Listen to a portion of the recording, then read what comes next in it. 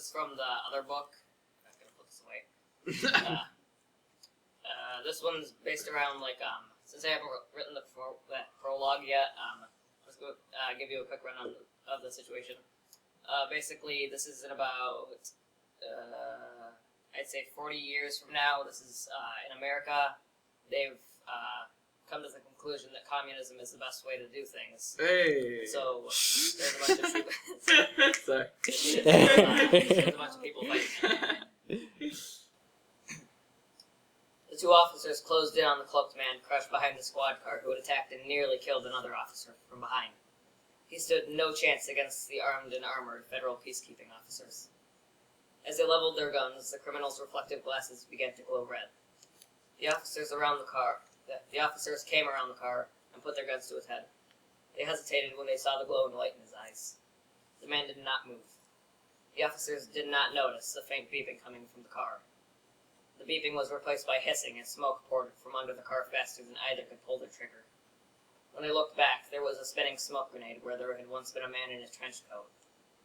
Neither had time to bring their gas masks up, and so there were now two unconscious officers and one growing pair of tranquilizing smoke, which was attracting the attention of every bystander and officer nearby. A swarm of FPOs pulled on their gas masks and ran into the cloud of greenish smoke. None of them came back out.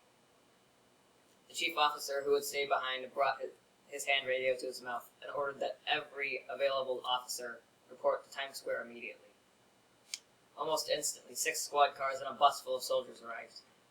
The chief filled them in on the situation. When the smoke cleared entirely, the platoon of FPOs were amazed to see a pile of unconscious soldiers surrounding the car. The conscious soldiers stood in awe for a moment, and then began examining and moving the bodies. An officer that was new on the job circled the car nervously, wondering where the man could have disappeared to.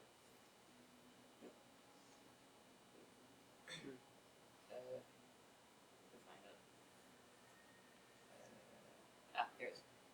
He looked under the bodies, in the car, and finally under the car.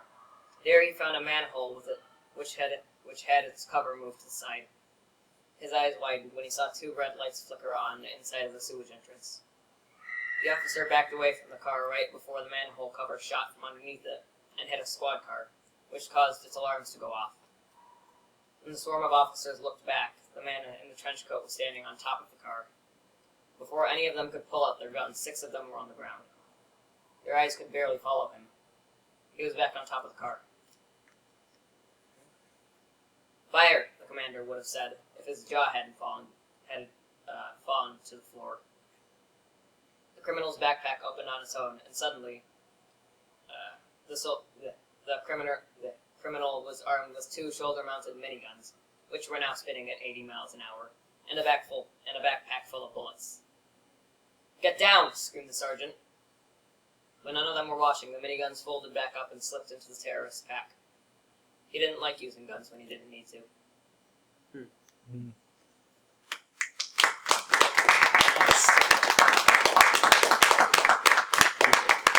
prologue will probably explain it a bit more. I'll try to bring it next time. That's all good.